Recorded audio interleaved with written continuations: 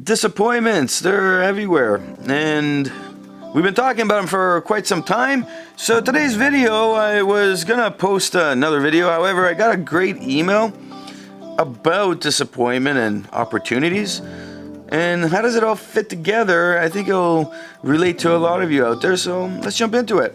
Roll it.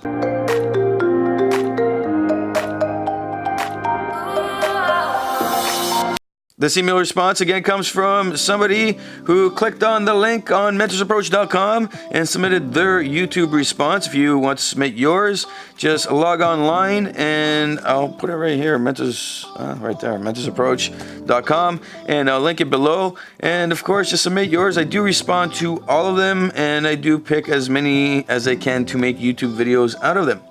Hi Nikos, I saw your video on LinkedIn about disappointment. I'm wondering, how do you see opportunity when everything is gone? How do you deal with it when people take everything from you? I will actually make a whole video on this because I think it's an important topic. Even the one person closest to me left me after everything that has gone on in my life. Business took a hit and is still okay, but the divorce is taking a toll. 4 years now in courts. That's a long time, bro. The battle wages on. How do you see opportunity in all of this? All right, so let's address the first comment it's a critical one. How do you deal with it when people take everything from you? I am wondering, how do you see opportunity when everything is gone?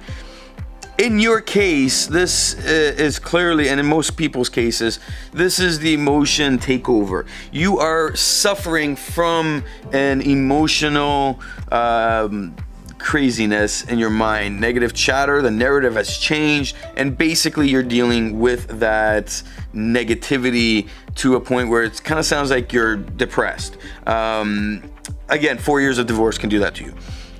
The question really begs, why are you feeling like this, and why are those lines coming up? Usually when we have these lines come up, it's not that we've lost everything, it's that we feel we lost everything. I can prove it to you right through your email because you're saying that your business, it took a hit, but it's still okay, which signifies, that you haven't lost everything. And when we look at people leaving our lives, it doesn't really mean we've lost all of them. What it means is that we feel we've lost all of them because some important players in our narrative have left, or they're not actively a participant in our narrative anymore, and we feel that. We feel it. It's a real feeling. And that's what you're going through. When you mention this person leaving that became somebody important, when you say even the one person closest to me left, is that somebody that has been like a lifelong friend, or is this somebody that is new that came into your life through this 4-year divorce? Usually that does happen. You start a divorce and you do your separation, and then you start your divorce, and lo and behold, time ticks away, and you meet people, and you're gonna meet somebody else. But the divorce carries on. And eventually they will leave because they're waiting for this craziness to conclude. Like it's not rocket science. Get it done. It's just a divorce. But divorces aren't always just divorces and really easy. And it's not like, but they happen all the time. You're not the first, you're not the last. There's the stats still at 70% or something. So I mean, this is all about your emotions and what are happening with your emotions. So let's take a step back and let's look at what is occurring. Your emotions are in control. So our first step really needs to be is to work on that emotional control. If I was gonna say in a coach session, what we would do is that's the first thing we would touch up on. Let's take care of these emotions and how do we put them in check. I would be looking for a counselor to deal with those emotions, not more of the divorce counseling and all that stuff. Or if you are in that, I would be talking to them about that. If they're not a specialist in that, I'd be going and finding somebody on that. We push away the emotions, we guide them to the side, and we start looking at it from a real perspective. The actual idea here is simple. The people in your narrative do not matter.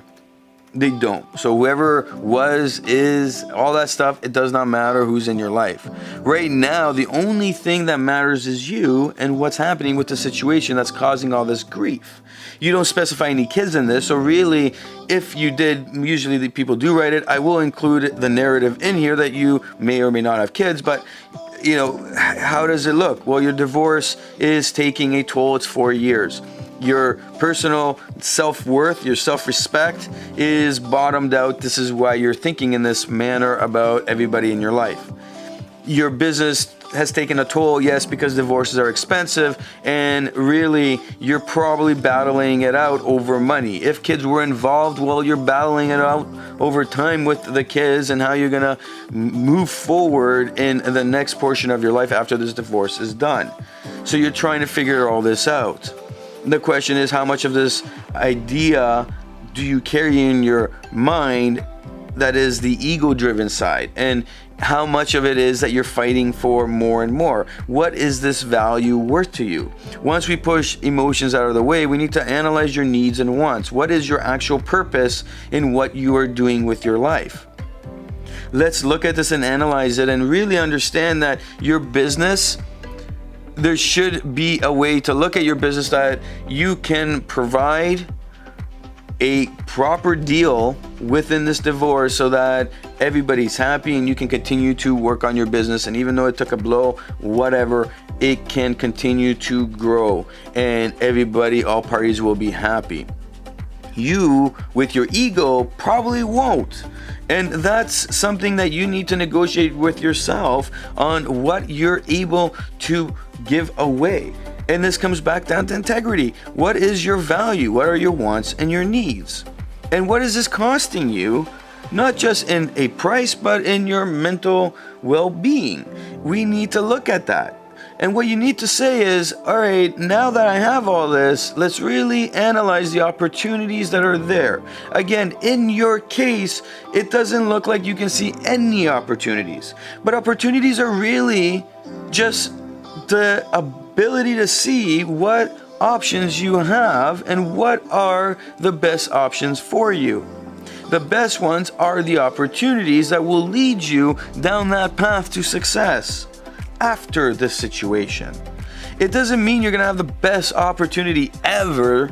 It just means that out of the 3 choices, you'll be able to see the best opportunity for yourself, such that you can end this story and move into that new story and have that life you've been looking for. The person that left, say it was somebody new that was waiting for you to get a divorce so then you guys can tie the knot or whatever. Well, they either left because your negative attitude on this whole situation draining that relationship, or they left waiting for you to end this. In either case, it relates back to the situation.